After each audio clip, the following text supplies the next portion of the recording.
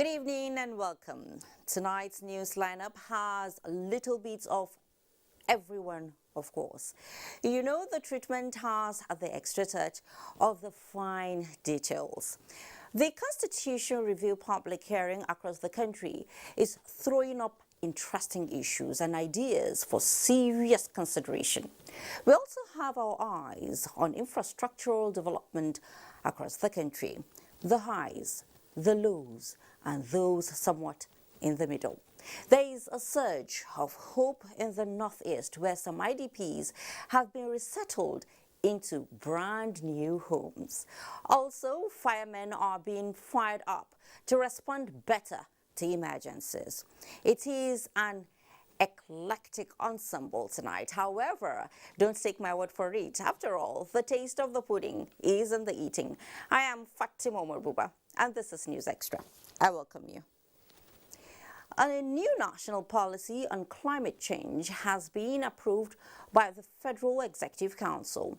The Minister of Environment, Dr. Mohammed Mahmoud, who announced this while briefing newsmen after the council's meeting, said government is committed to ending gas flaring by 2030, while Ogoni cleanup is on course. State House correspondent Adam Sambo reports on this and other resolutions adopted by the council.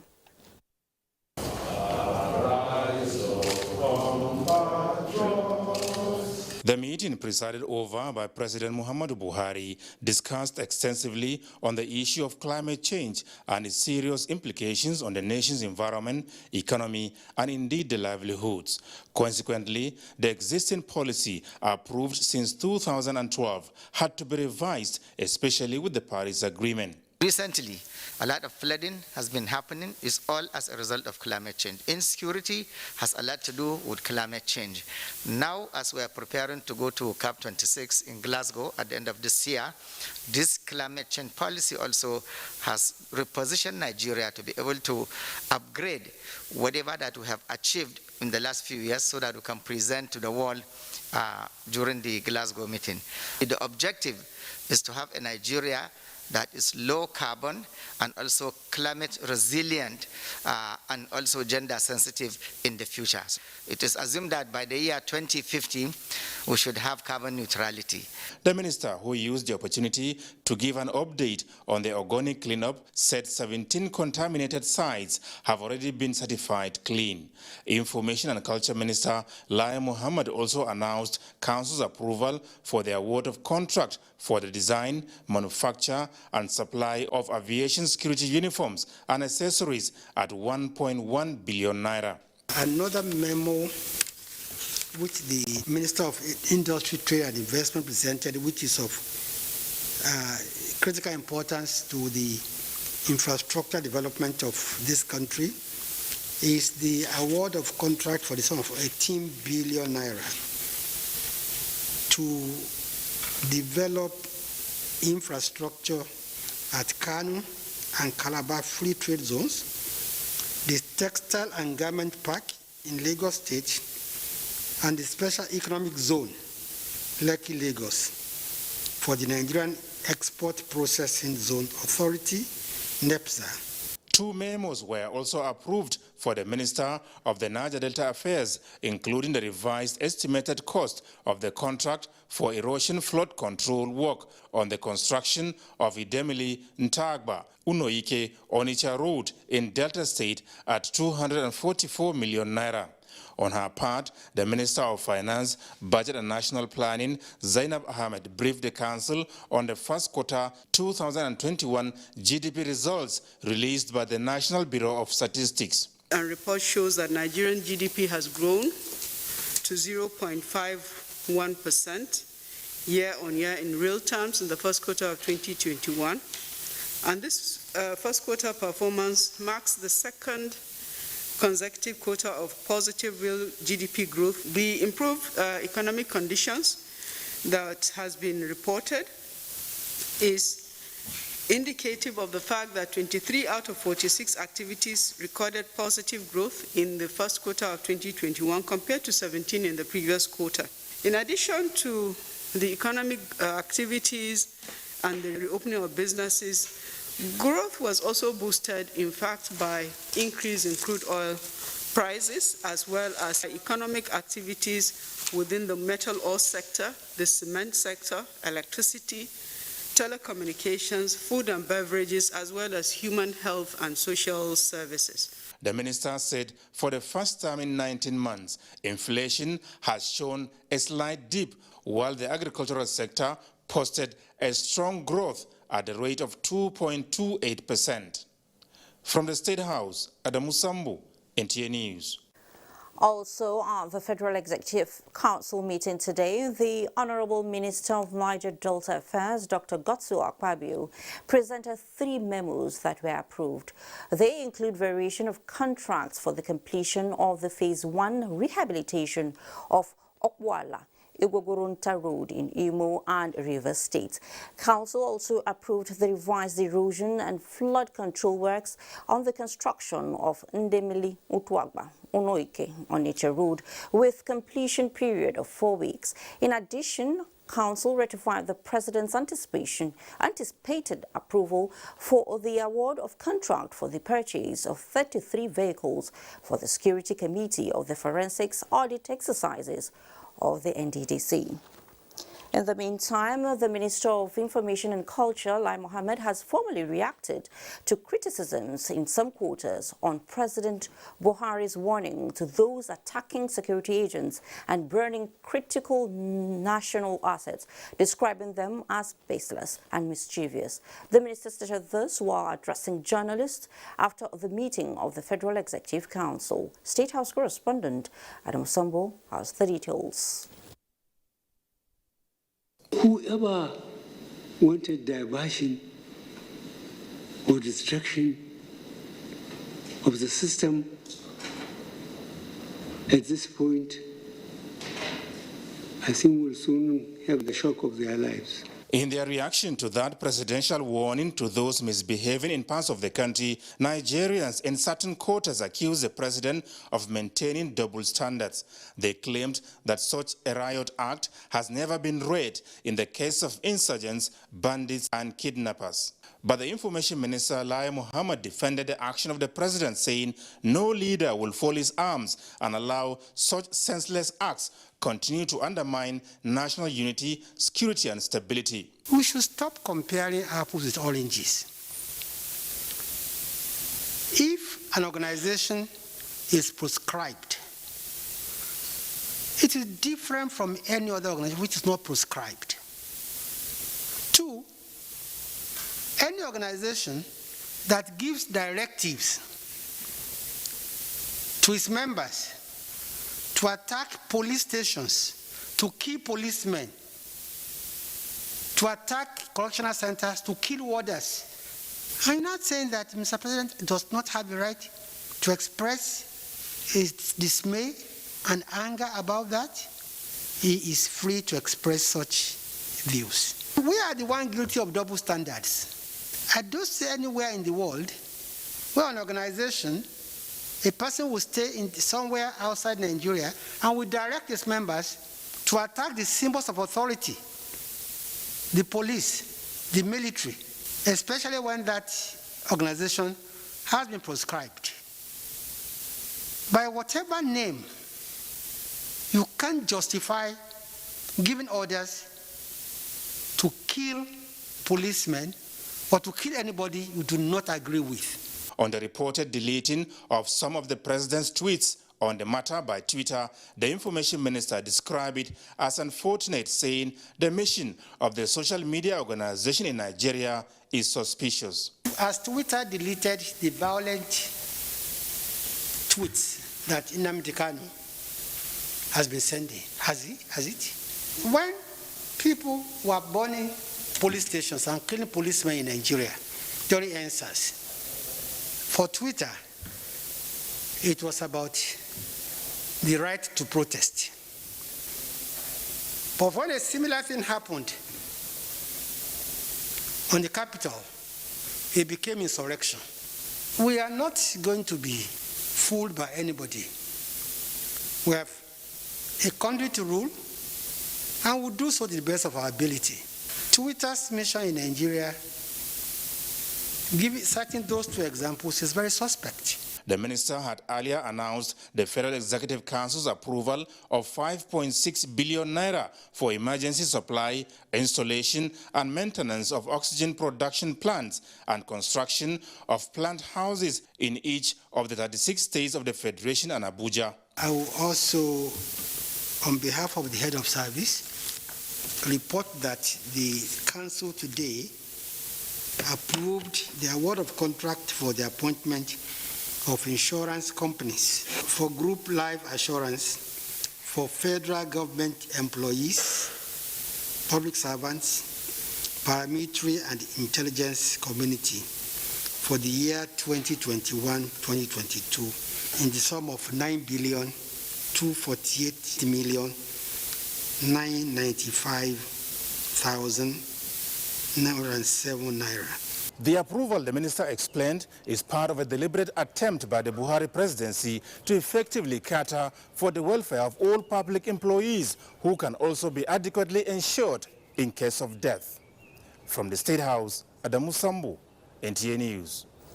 On the 22nd of March 2021, when the Senate convened a public hearing on the bill seeking to prohibit and abolish discrimination between first degrees and higher national diplomas, participants at the engagement made a clarion call for its quick passage.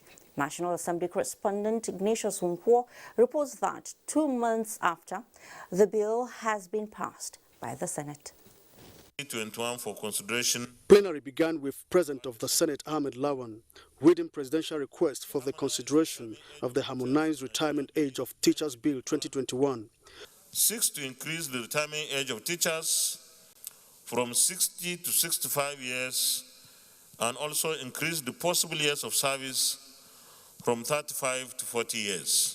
Senate has passed the bill seeking to prohibit and abolish discrimination between first degrees and higher national diplomas for the purpose of employment and promotions in Nigeria 2021, sponsored by Senator Ayo Akinyelure.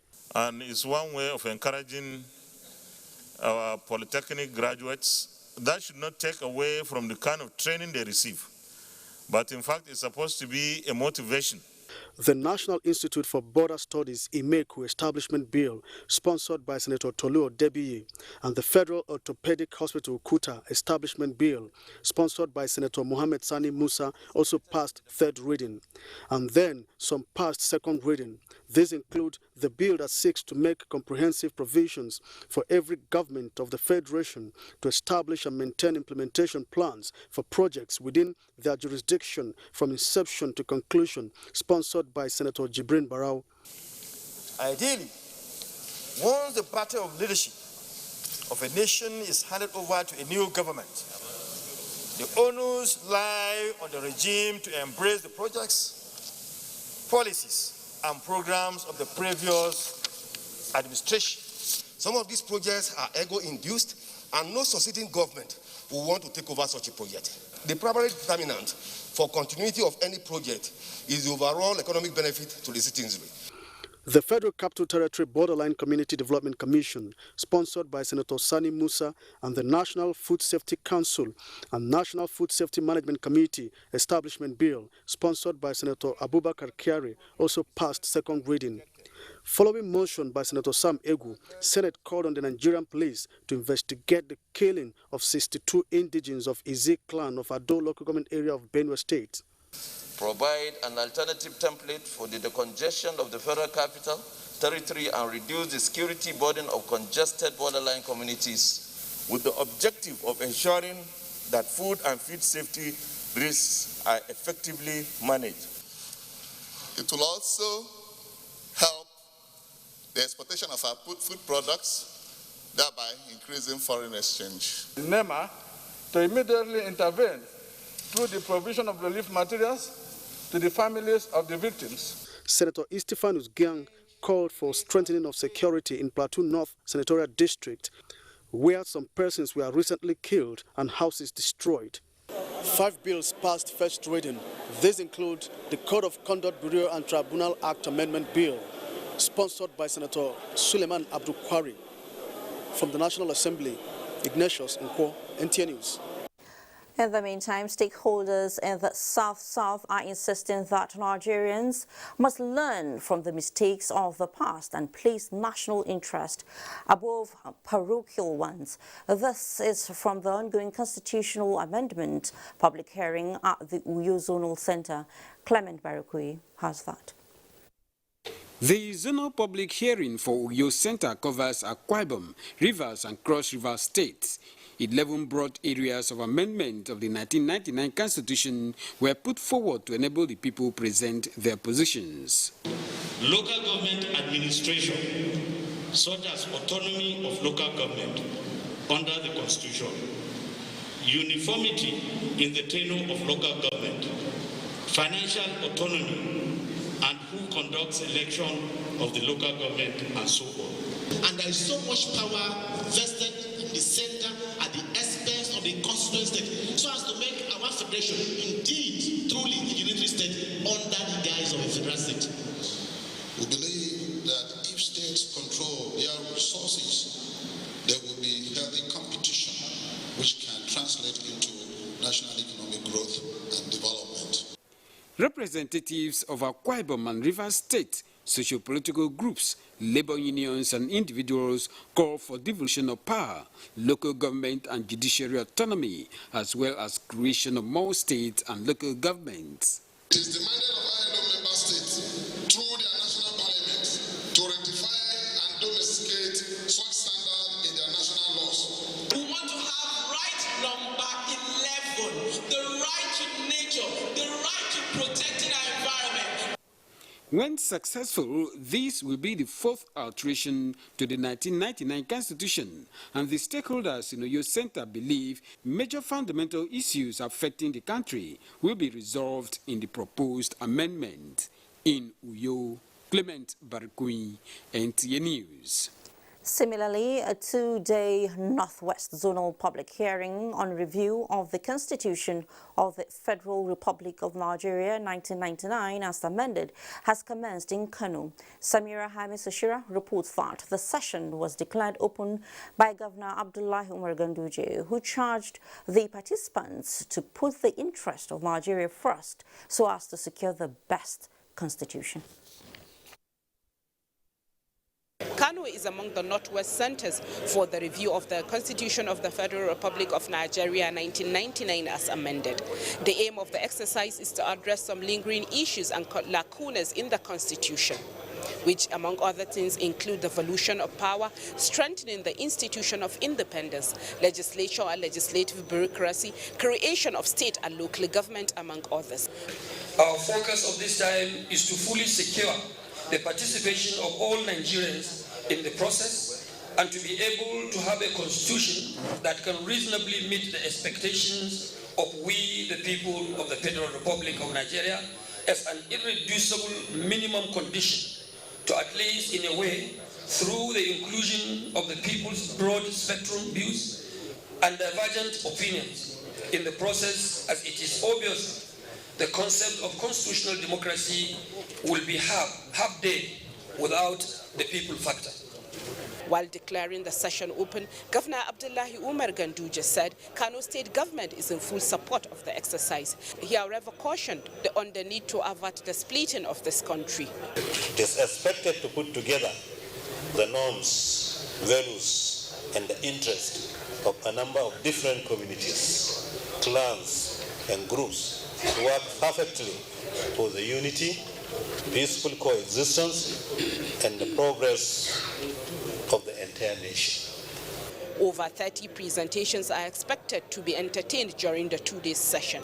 From Kano, I am Samira Hamis Ashira, NTA News. Tribute on security now. In many cases in recent times, it looked like criminals perpetrate their dastardly acts and disappear into the wind. Now, the long arm of the law is now reeling in them. This is manifesting following a series of raids and intelligence across the country that resulted in the arrest of 81 suspects over alleged involvement in kidnapping, banditry, armed robbery and illegal possession of arms. Francis Form reports. It was a harvest of arrests for the Nigeria Police Force between April and May 2021, following covert and overt operations. From diplomatic members such as the United Nations to the presidency, and of course other regular plate numbers were recovered. These suspects were arrested in connection with 20 locally fabricated AK-47 rifles. We are the ones that manufacture it. I learned the profession from my boss, late James.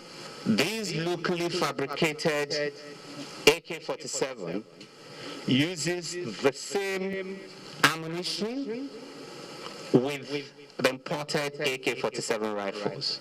This kidnap gang, operating along Zaria-Kaduna axis, was on the verge of kidnapping the Catholic Archbishop of Zaria Diocese before they were arrested. Investigations have clearly established that the members of this gang were responsible for the kidnap of Professor Aliu Muhammad. They were also responsible for the kidnap of the grandsons of Honorable Bashir Saidu, the Commissioner for Finance in Kaduna State. This 30-year-old suspect and his gang operate between the borders of Sokoto and Niger Republic. They met their Waterloo after kidnapping and killing one Alhaj Abba Abi, a former aide to the former governor of Sokoto State. After he was lured by his ex-girlfriend, who at the point of kidnap had moved on and had fallen in love with one of the bandits. The police says it has recovered 45 assorted firearms, 9,899 live ammunitions, 80 illegally produced number plates, and 2 cars. It will charge the suspects to court after Justice's strike. Francis from NTA News. Thank you, Francis. Up ahead on News Extra, we bring you a defining moment that is a transition from a makeshift to permanent homes, courtesy of a governor who is determined to change the narrative of his people. Also, a critical source of water supply to residents of the nation's capital under serious threat. And what could that be? Hang in there for answers when News Extra returns shortly. Great to have you back. One important factor that drives an economy is power supply. In achieving this for Nigeria, the federal government is adopting a mixed grill solution with 30% renewable energy to bridge electricity deficit. Joshua Ojuto takes a look at interventions in the last 6 years towards achieving energy sufficiency in the country. Nigeria's quest for reliable and adequate power supply continues in the last 6 years with interventions across the generation, transmission and distribution value chain. 2 hydro dams of Kashimbila and Dadinkowa completed, with Zongeru nearing completion to deliver additional megawatts to the national grid, as 22 substations have been constructed under the National Integrated Power Project to boost electricity supply. There have been a lot of improvement and value that has been added to the power sector, particularly the generation, the upstream, the Big 10 generation, and a lot of improvement vis-a-vis transmission. Talking about the customer satisfaction, yes, there is still a lot of room for improvement. Like you know, the issue of tariff too is one area that has been of concern to the end users. Interventions through renewable energy powered hundreds of rural communities in the last 6 years, with 5 million additional homes to be energized under the Economic Sustainability Plan. It's very important for us with the enjoyment well. We have street light, and that street light is very bright. So when renewable energy is taken up, you'll find that you can have off-grid, gated energy supply. This government is doing very well. The challenge of estimated billing and loss of revenue, federal government says, is being addressed with the launch of National Mass Metering Program to deliver 6 million meters to electricity customers in the first phase. We have now improved our collection, we have improved our remittance. The discos have now improved their remittance by 63%, because by the month of January we had the collection of up to 65 billion, which is a very, very significant improvement. This government too has actually done a lot to have actually encouraged local manufacturers, because with the National Mass Metering Program, the first phase of it is very clear that there must be all meter manufacturers and there must be people who has the meters here already in Nigeria. So in the couple of times to come, definitely we're going to have more meters injected into the system that are credible. When I say credible, credible in the sense that they have been tested and certified by NEMSA. Also, obsolete transmission infrastructure are to be upgraded with a recent approval of 6.2 billion naira by the Federal Executive Council, while federal government Siemens deal is another game changer which industry players believe will end frequent cases of grid collapse. Before the end of this administration, you will have a sustainable, reliable electricity 24/7. With more funds being expended in the sector, Nigerians are hopeful that it will translate to longer hours of electricity supply.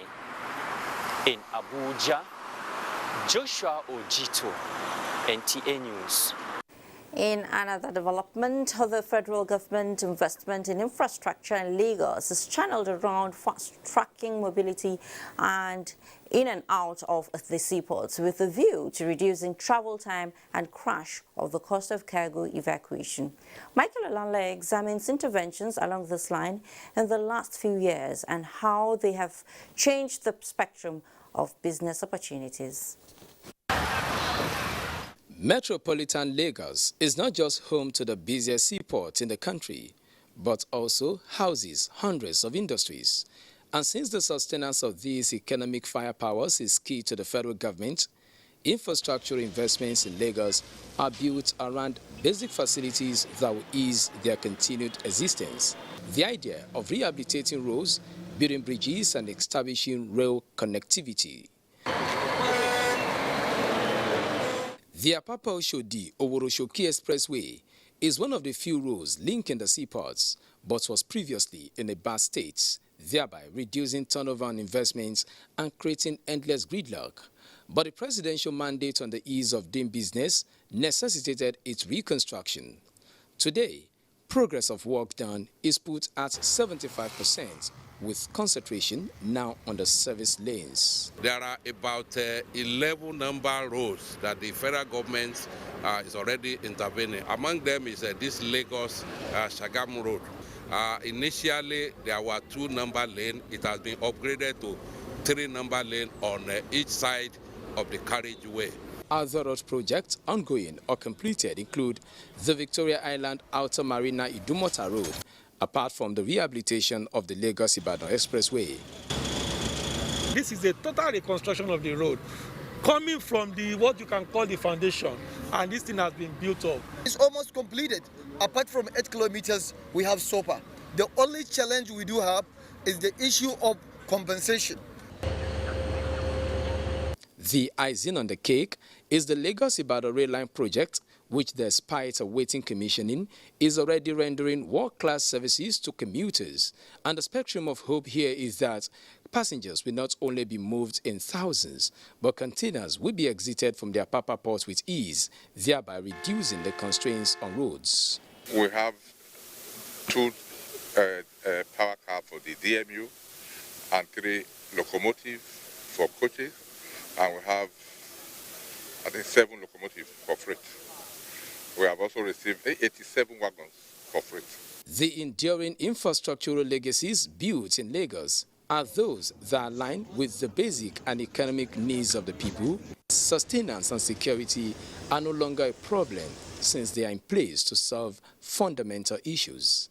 In Lagos, Michael Olale, NTA News.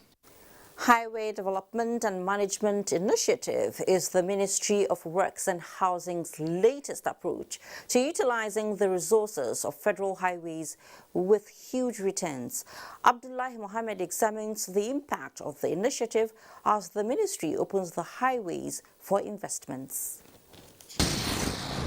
32,000 kilometers of federal roads across the country. In some parts, indiscriminate parking reigns supreme. In other parts, illegal structures trading and a nap under the bridge after an exhaustive outing. All these without a trigger of a kobo into the pockets of the federal government. Now the tide is about to turn. The Federal Ministry of Works and Housing has come up with a development plan along the span of its roadsides, allowing investors to put up structures providing services to travelers. The first segment of the initiative has opened, with a lot of local investors showing interest. The ministry shall ensure that at the end of the whole procurement processes and in line with the ICRC and Public Procurement Acts, the concession contract shall only be awarded to bidders who have satisfied the pre-qualification criteria. I would like to reiterate that the process will be transparent, fair, and ethical. The Highway Development and Management Initiative, HDMI, has multiples of components awaiting to be unlocked for optimum utilization. The initiative is expected to attract about 160 billion naira into the coffers of the federal government. And looking at the number of interest from indigenous companies to just a part of the initiative indicates how viable it is. In Abuja, Abdullah Mohammed, NT News. Now, following the closure of internally displaced persons camps within Maiduguri, the state capital, Borno state government has inaugurated 582 units of houses in Auno village of Kwandika local government area of the state to resettle the internally displaced persons. Governor Babagana Umar Zalum performed the inauguration ceremony and flagged off allocation of the houses to the resettled beneficiaries. Mohammed Goni reports. In the name of Allah, beneficial, we must. It will be recalled that the Borno state government recently closed down 2 IDP camps in the metropolis, including Mogolis camp, housing 538 households, as well as NYSC camp, with a total of 1,456 IDPs. The 582 houses at Auno were allocated to those IDPs who willingly left the 2 camps and have chosen to stay in Auno, while the remaining IDPs chose voluntarily to return to their communities of origin. Some of the beneficiaries of the new constructed 2-bedroom houses were full of praises to the state government for giving them houses which they say were better than their original places of abode. Professor Bagana Umara, who symbolically presented letters of allocation to the beneficiaries, lamented that the IDP camps have been facing many social biases such as prostitution, drug abuse, and exploitation of humanitarian intervention by some citizens who relocate to IDP camps in the daytime to partake in the foodstuff meant for IDPs, among other challenges. Government will inshallah support all these returnees with food items in the next 1 or 2 months again, so that they will have the energy to cultivate their farmlands. Commissioner for Reconstruction, Rehabilitation and Resettlement, Engineer Mustafa Gubio, said a total of 4,967 families were recently resettled with houses allocated to them in Damasak, Auno, Bama, Kandiga, Jere, Maiduguri, and Marche communities. The commissioner also added that during the allocation, primary school teachers, nurses, and security personnel were taken into consideration.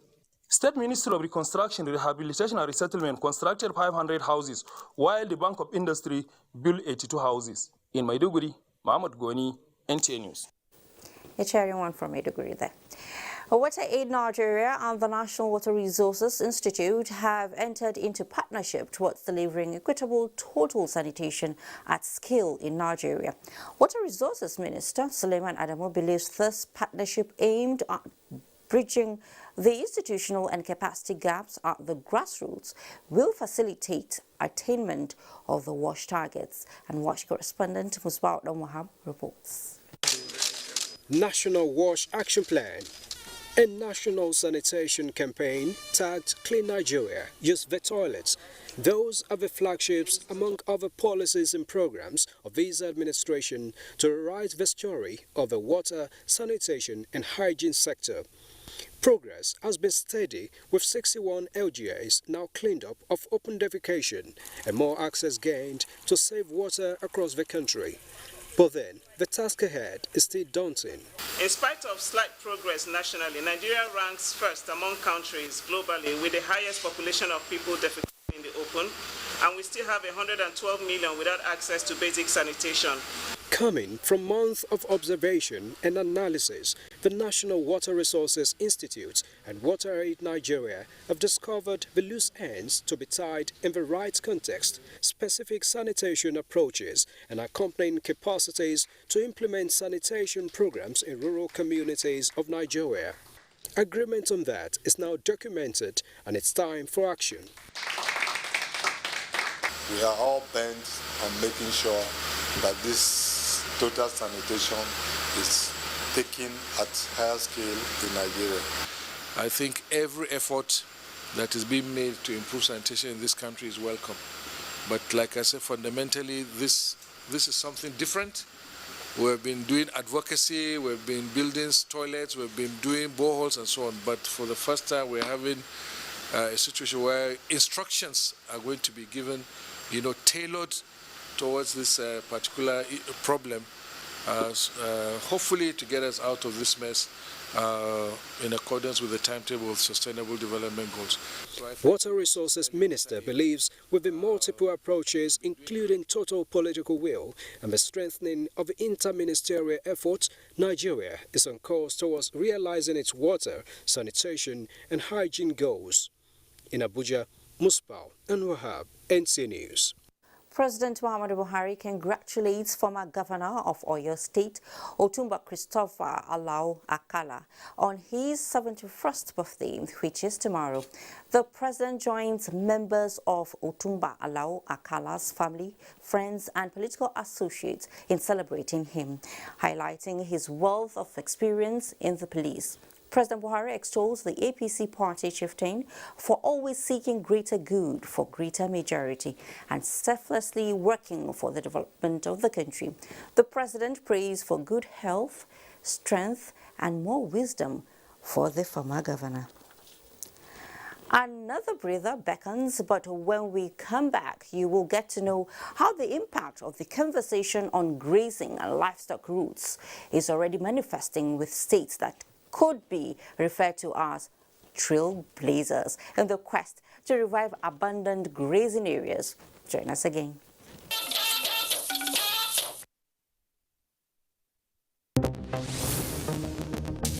You can get more news and updates on www.nta.ng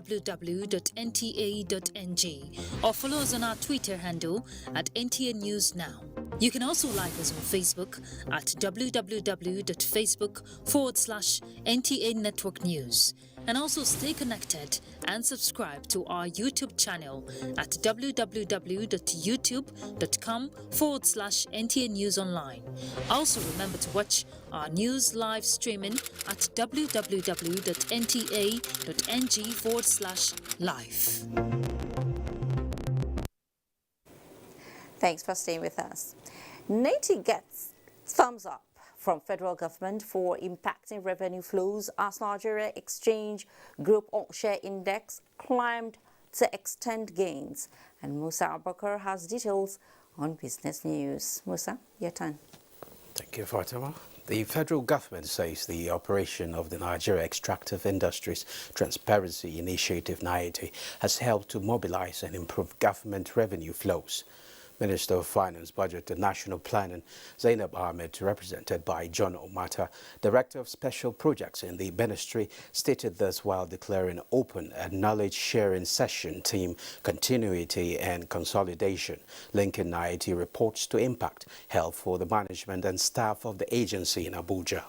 For operations, the activities has brought a lot of revenue to the Nigerian government. And that's why we are glad that with the activities of NATI, and we're experiencing a little bit of transparency now in the extractive industry, the Nigerian government is now getting more revenue. And that's why I want to state here that you have the support of the Honorable Minister of Finance, Budget and National Planning to do your job. because we had no port and we were not able to secure waiver. We were unable to secure waiver. Now we have no port, but we have secured that waiver from the NTI to release the report. Stakeholders validation, we had an extensive discussion, and it's possible now to release the report. We are releasing that report on the 4th of June. Now the capital market, equities market closed Wednesday session on bullish note to extend positive sentiment among investors who gained more than 35 billion naira. The all-share index climbed 0.18% to close at 8,482.52 basis points, and market capitalization at 20.05 trillion naira.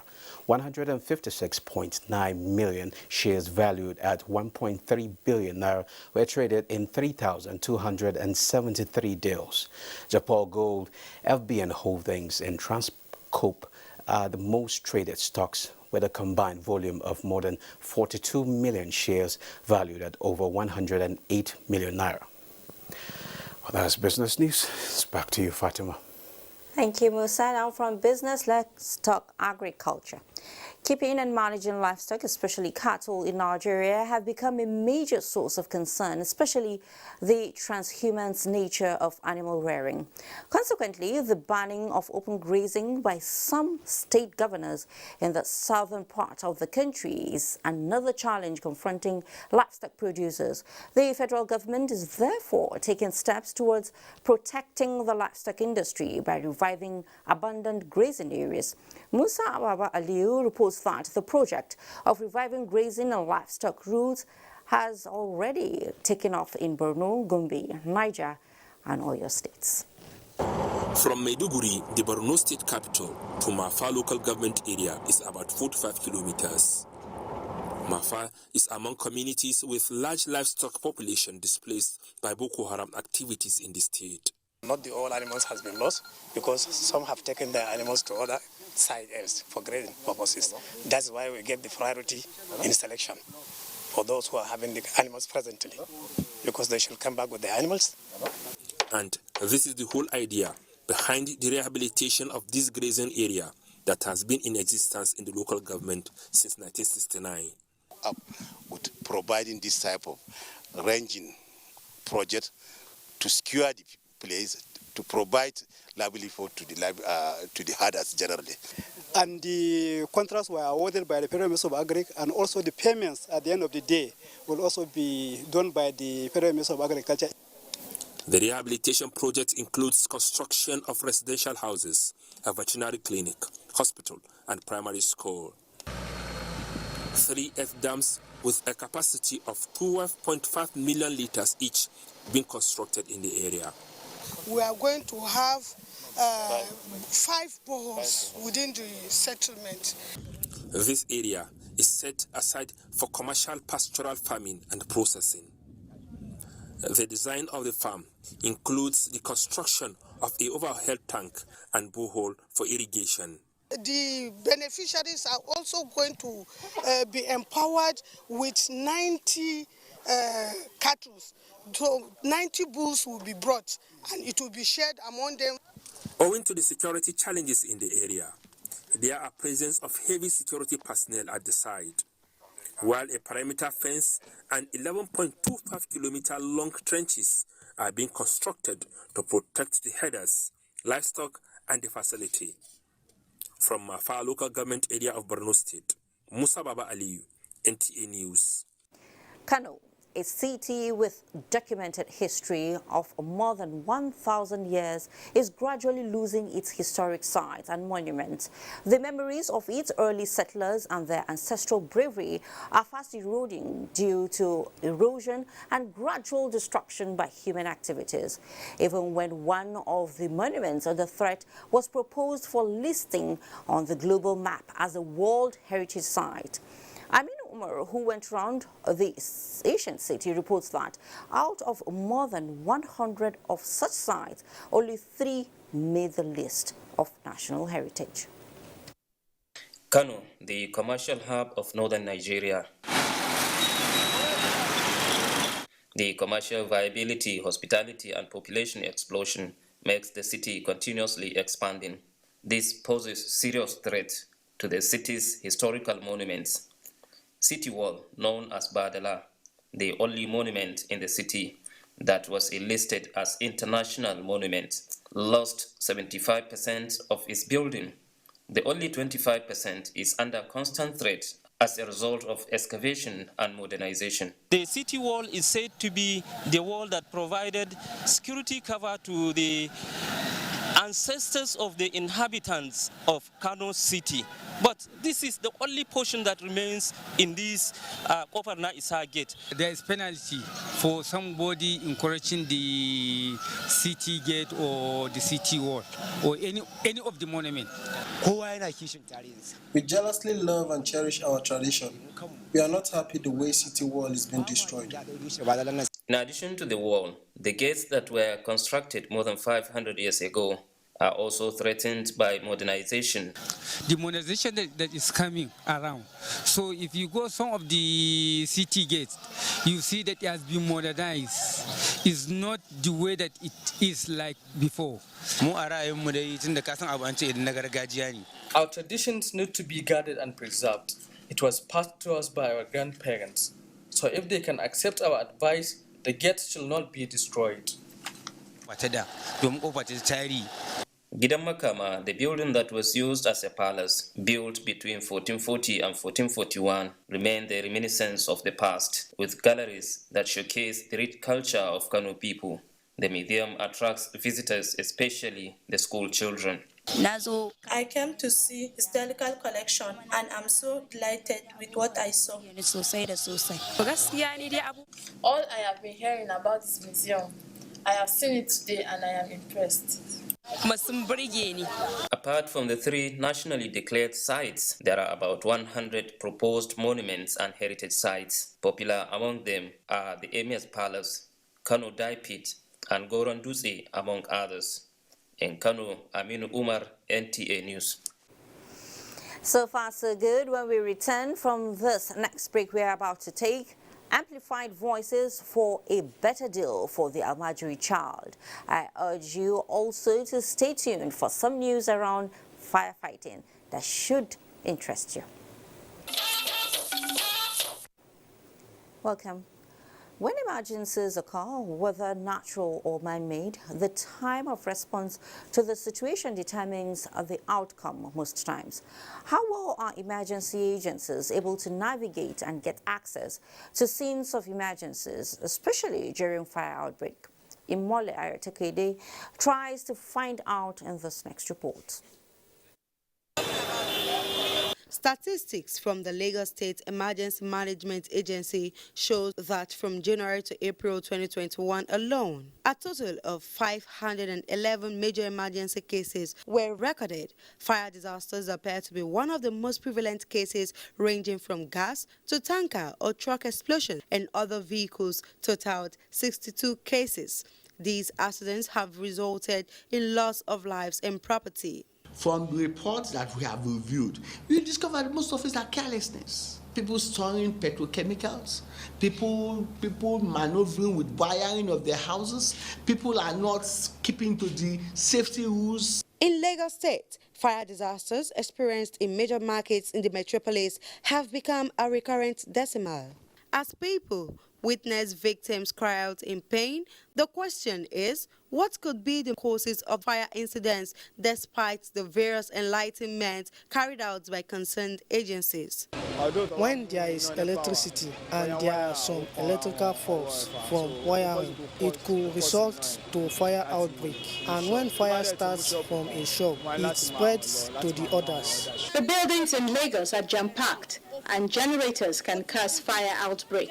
In combating this menace, the emergency agencies have had to confront many challenges. Most times, people don't feel it is necessary to contact emergency responders. They try to manage it on their own. Only when they realize that they are getting overwhelmed before they will try to get to emergency responders. The community, instead of them to come out to help you to locate fire hydrants, they will not be ready to. Rather, they will start castigating and abusing responders. What then can be done to enable their performance in averting disaster associated with fire outbreak? When you choke up spaces, you are building up heat. When the shops are not having free here, then possibility of fire outbreak is very, very possible. Heat can enhance fire without any explosives. They should give right of way to the emergency responders. When we get to the scene, they should cooperate with us. We will ensure that our response is not only effective, is efficient. The emergency agencies emphasize that disasters are bound to occur every now and again, yet they can be avoided or managed without huge losses if preventive steps are adopted by residents. In Lagos, Imole Ayotokede, Ogunfowora, NTA News. Incessant fire outbreaks are the looming disaster at commercial and residential places in parts of the country is invoking additional measures to stem the tide. This is coming as the Federal Fire Service receives reinforcement of equipment to contain the increasing cases of fire incidents in the country. Abubakar Usman Akwanga reports. The inauguration of firefighting trucks and ambulances just like this is to increase capacity response during emergency as well as strengthen the operations of firefighters across the country. The growing statistics of fire outbreak in the country is calling attention to the need for more sophisticated approach in firefighting, which the inauguration of this equipment is set to deliver. This intervention will address this challenge and save lives, without a doubt. That's why we decided to provide this as basic life support assets in any fire or disaster emergency. These newly acquired vehicles, once commissioned, will be deployed to the various commands with the aim to better equip commands for better service delivery during emergencies. Key stakeholders in safety and prevention are synergizing to ensure effective model which will minimize occurrences and impact of disaster. So far, over 100 firefighting trucks have been delivered, and more are coming. Training and capacity building of personnel is expected to be scaled up in terms of operationalization with the repeal of existing law and introduction of fire police to ensure safety of personnel during emergency. The renewed vigor is a commitment that is exactly to be matched with professional know-how to save the nation from annual losses of lives and property. In Abuja, Abubakar Usman Akwanga, NTA News. Now, some people may be deficient in expressing themselves verbally, owing to one form of disability or the other, but that does not deny them of equal rights like other citizens to express themselves and be heard. This resonated at the Nigerian National Association of the Deaf press conference on discrimination against voiceless people. Salwa Khalil Ibrahim reports. These are able-bodied men and women. They may not be able to speak, but they have feelings and can express themselves their own way. Recently, the Nigerian National Association of the Deaf alleged that one of their members was discriminated by a domestic airline. The case was reported but fell on deaf ears. We call on the Ministry of Aviation, Nigerian Civil Aviation Authority, the Federal Airport Authority, and other federal regulatory agencies in the aviation industry to investigate and prosecute the discriminatory act preventing the deaf who paid for their flight tickets with their hard-earned money from boarding the flight. Is not only wrong, it is condemnable. The association is demanding for inclusion in the areas of employment, education, sign language interpretation, among other national development programs and policies. We have been excluded from national consensus. This practice cannot be allowed to continue in the light of the Sustainable Development Goal. With over 9 million deafs in Nigeria, the group says enough is enough, as their right and dignity should be respected and preserved. In Abuja, Salwa Khalil Ibrahim, NTA News. They said it all. Now, most Almagiri children find themselves on the street as a result of their family background, community or geographical location. However, caregivers say they deserve and have the right to live normal and hopeful lives like other children in the society. It is against this backdrop that a non-governmental organization, the Almagiri Child Rights Initiative, is calling for social inclusion of these vulnerable children in Nigeria. Adebola Brooks-Lynn Sunday has that.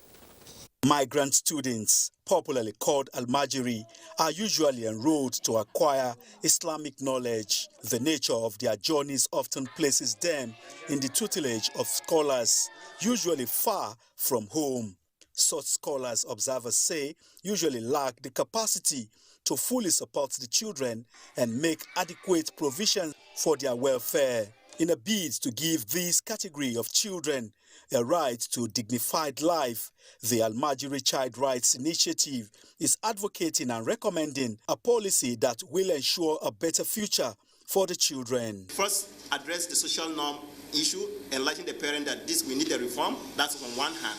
On the other hand, try to also provide alternative within the community. And then, if a parent should default, then you can use a task force and law to punish. Khadijat Abdullahi Iya, a caregiver, is of the opinion that some of the challenges the country is facing is as a result of lack of proper nurturing of some of the children.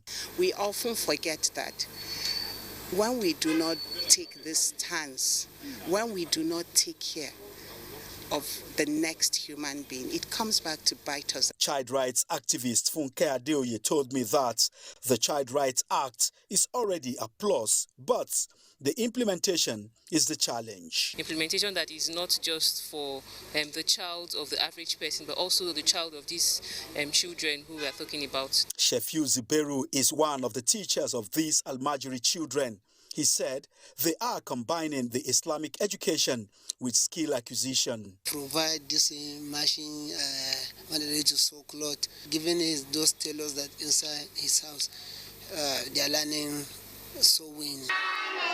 Protecting and empowering the Almagiri children by fighting for their rights to education, health, safety, and nutrition, key players say, will help them attain their full potential in life. Adebola Brooks-Lynn Sunday, NTA News. Thank you, Adebola. For some time now, challenges encountered by would-be candidates in course of registering for the 2021 Unified Tertiary Matriculation Examination have been a source of concern to candidates, parents and guardians. To ascertain true situation of things, correspondent Olainka Oju caught up with some prospective candidates who were unable to register during the initial registration window that ended on the 29th of May 2021. Here are his findings. Just like all other registration processes, JAMB's UTME also has laid down rules and regulations. And JAMB has insisted that UTME and direct entry candidates must adhere strictly to its registration guidelines aimed at addressing sharp practices by candidates. While it was seamless for some candidates, it wasn't to others. There was a mistake from the registration, so they were not able to generate her NIN number. Hawa Oinoiza, like many others, attributed the challenge to JAMB's system failure, while she was actually the architect of her unpleasant experience.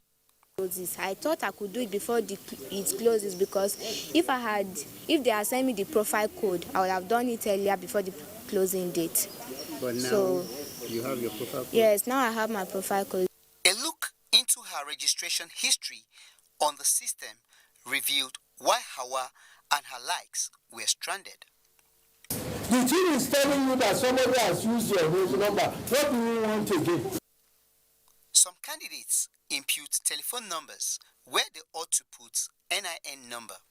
Some submitted details without having credit on their telephone, which attracts 50 naira charge. Some, where they were supposed to leave a space. These and many more mistakes are made by candidates. What then will happen to the registration of such candidates whose cases are self-inflicted or not genuine?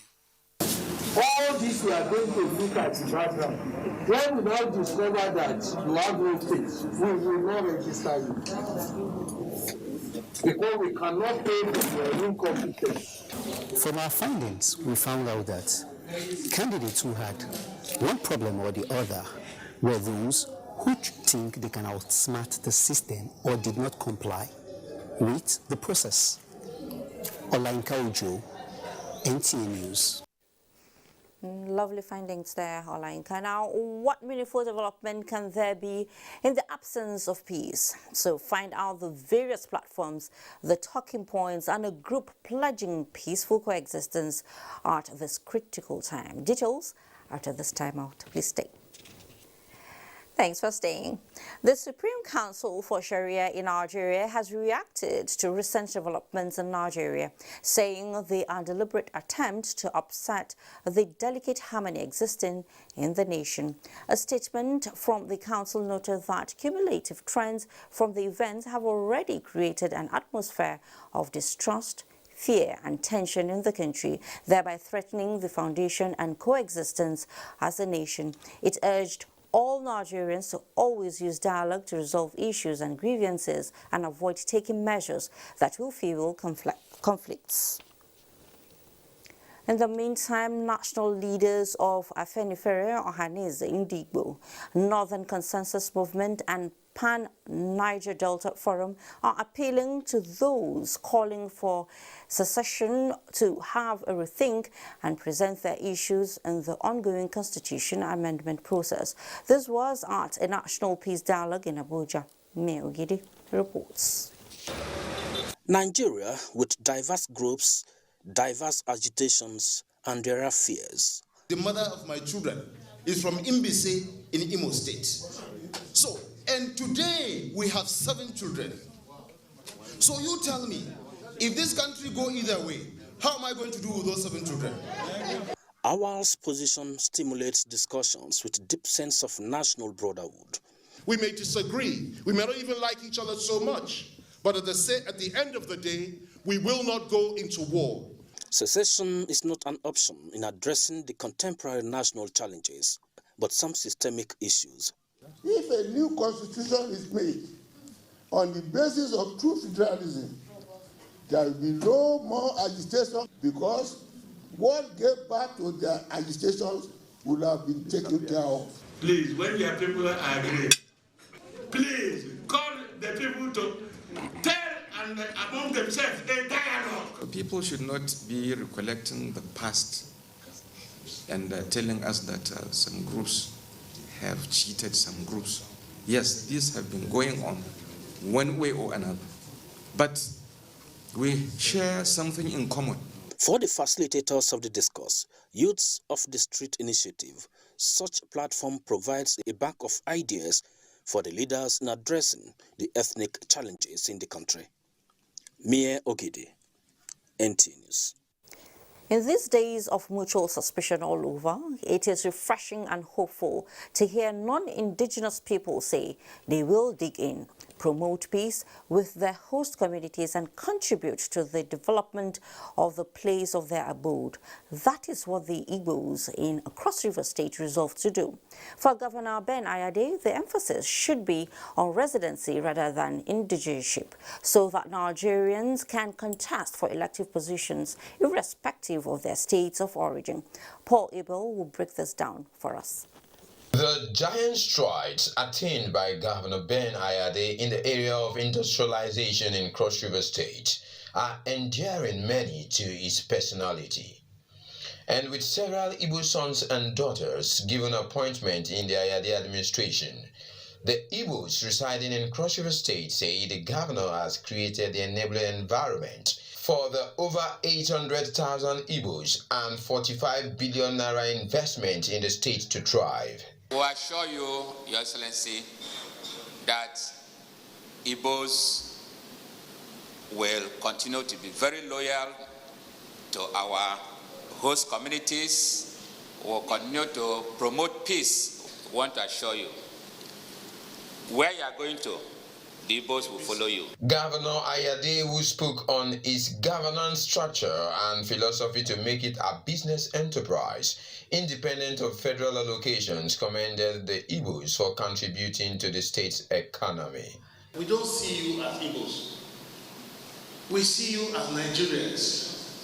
We don't see you as Igbos. We see you as Cross-Riverians. I am completely against our structure where you say because you are not Cross-Riverian, you cannot run an election in Cross-River, even if you were brought up in 8 years and your own children born here.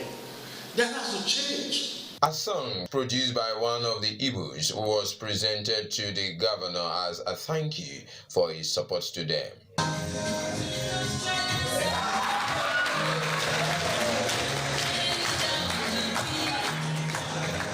In Calabar, Paul Abel, NTA News. Lovely dance steps there. Nigeria's second African peer review process commissioned by President Muhammadu Buhari is making significant progress with the completion of the country's self-assessment report for presentation to the Federal Executive Council.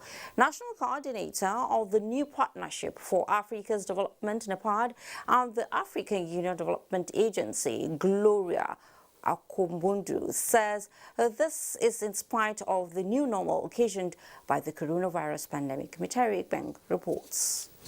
Nigeria's second peer review seeks to assess the progress the country has made in good governance among African countries since the first peer review in 2008.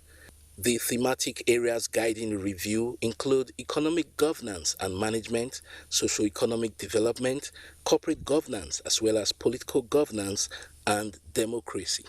Members of the National Governing Council of the African Peer Review Mechanism note that the media, civil society organizations, pressure groups, as well as traditional and religious bodies were among institutions that made critical inputs. The document will be presented to Mr. President for Federal Council, Executive Council discussion, and then finally the peer review, meaning the President with his peers, other member states, heads of states and government will sit to look into our submission, proffer solutions to challenges, to boost the economy, to boost our employment level, to boost job industrialization.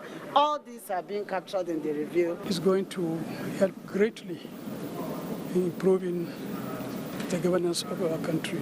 When Nigeria's self-assessment report is eventually considered by the Federal Executive Council and the African Union, Nigeria looks good to join the likes of Kenya, Uganda, and Mozambique that have been peer-reviewed for the second cycle out of 40 participating member countries in the African peer review mechanism. In Abuja, Mitaire Ikben, NTA News. And to sports now, the just ended English Premier League season produced lots of interesting moments and events which will continue to bring up talking points. With the memories of the unique season still fresh, Badi Adele will be taking a look back at the season, which was competitive until the very end. Right from the first kick of the ball in the 2020-2021 season of the Premier League, it was obvious that it was going to be a weird season with the coronavirus pandemic keeping the fans away until the penultimate week. The inconsistency of the video assistant referees made it even weirder. All 20 teams competed with different objectives. The title chase, which was very open in the beginning, became a battle between the two Manchester clubs, City and United, at the turn of the year, with the citizens eventually claiming the league title after an impressive campaign. Manchester United finished second, but the race for the top four behind them was very interesting. Liverpool, despite looking destined for Europa League, gate-crashed the top four to finish third. Chelsea were fourth, while Leicester City, who were third for a larger chunk of the season, dropped to fifth. West Ham United, Aston Villa and returning Leeds United put up impressive performances, with West Ham finishing sixth, while Tottenham beat Arsenal to the seventh spot, returning Fulham and West Brom alongside the 2020 surprise team. Sheffield United got relegated. Harry Kane finished as the league's top scorer and assister, with Bruno Fernandes and Ilkay Gundogan also outstanding. But the performances of newcomers like Manchester City defender Ruben Dias and Manchester United striker Edinson Cavani were eye-catching. Emiliano Martinez of Aston Villa and Jesse Lingard, who was on loan at West Ham, also made the list. Nobody was looking at him at Manchester United. He leaves for a loan spell at West Ham United and was smashing everybody else, dragging the team by the scruff of the neck and leading them to Europe. So, I mean, I'm very excited for the young man. Then, of course, you had a Joe Willock, who was not even playing at Arsenal, going to Newcastle United also, to be dropping goals every week. It was a great season for followers of the league in Nigeria, as quite a number of Nigerian stars like Kelechi Iheanacho and Wilfred Ndidi of Leicester City, Shemi Ajayi of West Brom, 5 more players at Fulham, and many more were always flying the Nigerian flag.